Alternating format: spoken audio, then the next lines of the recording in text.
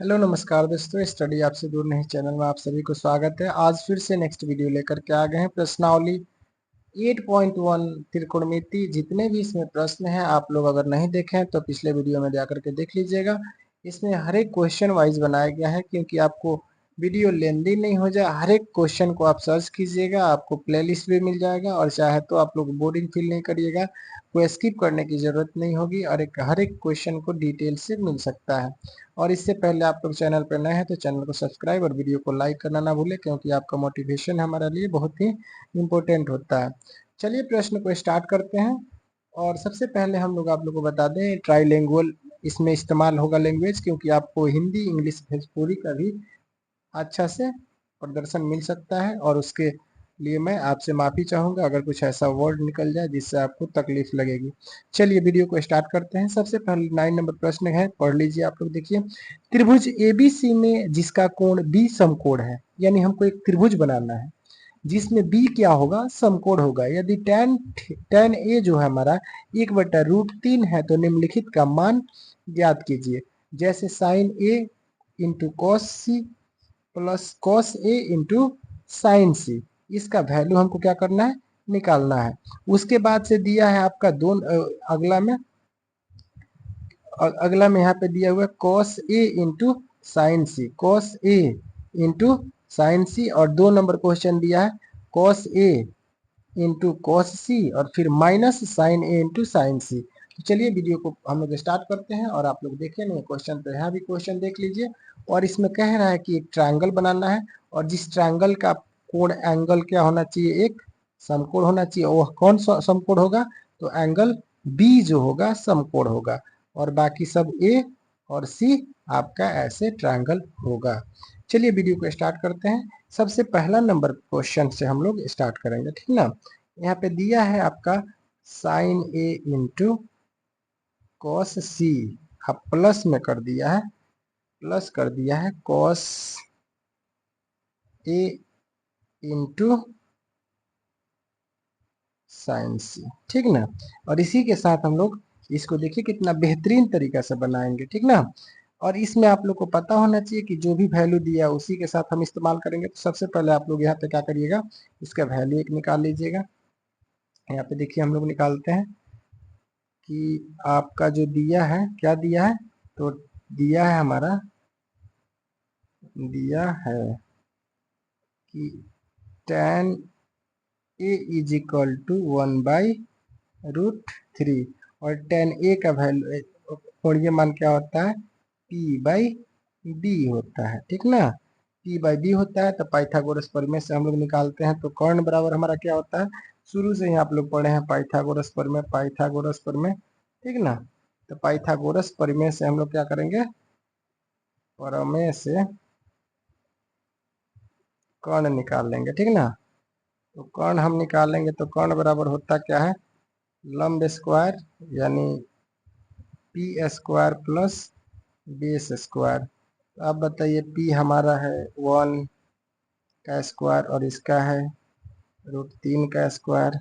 सब इसका जब करेंगे अंडर रूट स्क्वायर निकालेंगे तो 1 प्लस इसका 3 हो जाएगा, इसको ऐड करेंगे तो 4 हो जाएगा। यानी हमारा कर्ण कितना आ जाएगा, 2 स्क्वायर किसका होता है, तो 2 इंटू 2 का स्क्वायर रूट होता है और इसमें से 2 निकलेगा तो हमारा कर्ण क्या आ गया, 2 आ गया। अब इसमें हम क्या करेंगे, वैल्यू रखेंगे। तो हमारा दिया हुआ था क्वेश्चन क्या, कि साइन साइन ए। आप बताइए, अगर साइन को हम यहाँ रखेंगे तो आप लोग याद रखिएगा ये होता हमारा है कर्ण होता है, ठीक ना। कर्ण कभी भी चेंज नहीं होता है, जब भी अगर आप कहीं भी एंगल रखिए तो कर्ण कभी भी चेंज नहीं होगा। बाकी चेंज होगा आपका लंब और आधार ही चेंज होता है। अगर हम साइन थीटा हमारे यहाँ पे कह रहा है, यहाँ क्वेश्चन में हमारा कह रहा है साइन ए, तो साइन को अगर यहाँ पे रखेंगे तो इसके सामने वाला जस्ट भुजा हमारा हो जाता है आधा, सॉरी, लंब हो जाता है। तो लंब ये हो जाएगा, तो लंब हमारा क्या हो जाएगा, आपका ये हो जाएगा, यानी बी सी हमारा लंब हो जाएगा। तो आप यहाँ पे लिख सकते हैं बी सी, यानी लंब का जो वैल्यू है उसको लिखेंगे तो बी सी हमारा लंब हो जाएगा, यानी बी सी।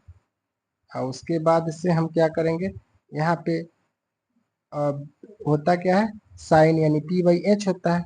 साइन बराबर पी बाई एच, इसी के अनुसार हम लोग क्या करेंगे, इसमें वैल्यू रखते जाएंगे और वैल्यू रखेंगे। देखिए कैसे होता है, क्या सामने वाला हमारा ये हो जाता है जैसे लंब, और ऑलरेडी हमारा वैल्यू आ चुका था कि आधार कितना था, ये आधार आपका √3 था, लंब इतना है और कर्ण हमारा कितना आया, 2 आया है। तो आप बताइए जब यहाँ पे हम जब वैल्यू पुट अप करेंगे तो हमारा BC लंब आ जाएगा, यानी साइन के जगह पे हम क्या लिखेंगे, BC लंब, और लंब बटी साइन का होता है P/B होता है, तो पोल हमारा हो जाएगा BC, और B हमारा क्या हो जाएगा, B हमारा जो बचेगा ये हो जाएगा। तो हमारा साइन का होता है P/H होता है ना, P/H, तो P हमारा हो गया BC और H हमारा ऑलरेडी AC दिया हुआ है। और इसके बाद इंटू है, इंटू का वैल्यू रखेंगे। उसके बाद अगर cos C पे रखते हैं, cos अगर यहाँ पे रखते हैं तो इसके सामने हमारा ये लंब हो जाएगा, ठीक ना, लंब ये हो जाएगा और आधार ये हो जाएगा।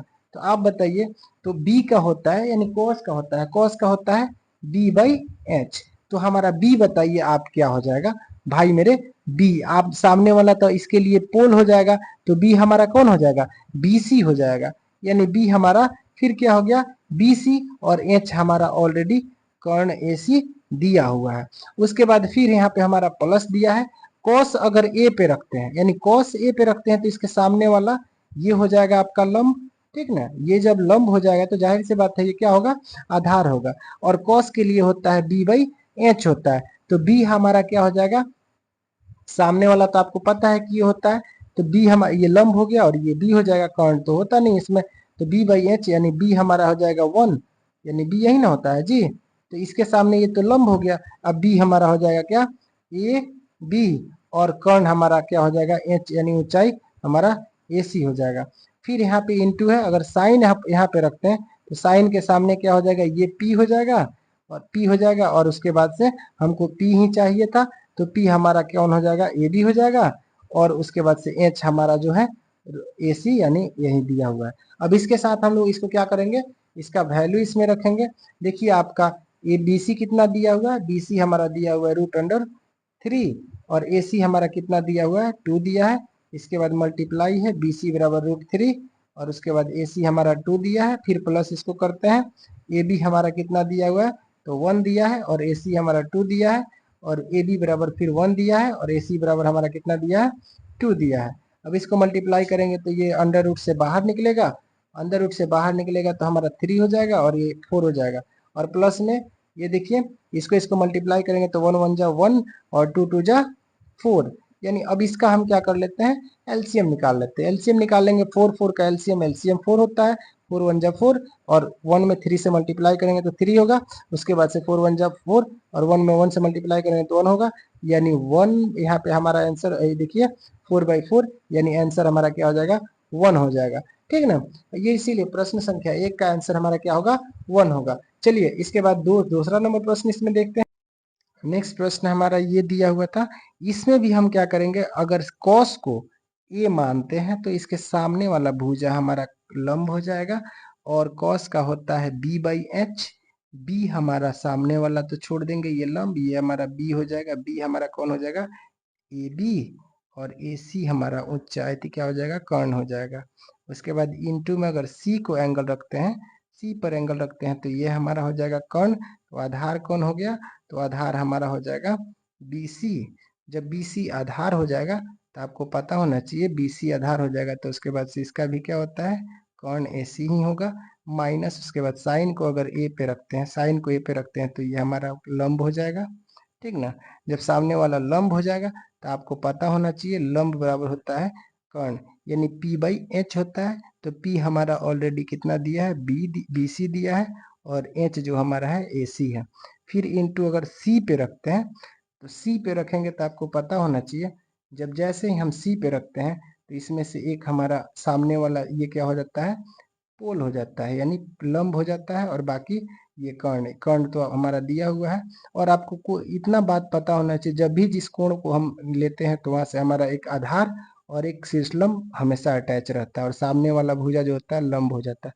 सामने वाला लंब हो जाएगा तो लंब हमारा इसमें साइन में भी होता है P/B, तो P बाई बी यानी P बाई एच होता है, तो P बाई एच के लिए हम P का वैल्यू लिखेंगे, यानी पोल जो होगा ए बी हो जाएगा और एच हमारा ऑलरेडी ए सी दिया हुआ, और इसी में इसका वैल्यू रख लेंगे। जैसे ए बी का वैल्यू हमारा 1 हो जाएगा, ए सी का वैल्यू 2, और मल्टीप्लाई है तो मल्टीप्लाई, बी सी हमारा √3 और ए सी हमारा 2, माइनस दिया है, माइनस बी सी का वैल्यू √3 ए सी का वैल्यू 2 इंटू, उसके बाद ए बी का ए हो जाएगा और ए सी का फिर 2, इसको हम सॉल्यूशन करेंगे, हमारा आंसर बिल्कुल आ जाएगा। ठीक है, इसको मल्टीप्लाई करेंगे, √3 1 जा 3 और 2 2 जा 4, 2 2 जा 4, 2 में 2 से मल्टीप्लाई जब करते हैं गुना करल जाला तो का होला 4 होला, आ 3 √1 से गुना करल जाई तो √3 ही हो, या 2 दूना फिर 4 हो जाला। तब ओकरा बाद से करल जाई का एलसीएम निकालल जाई।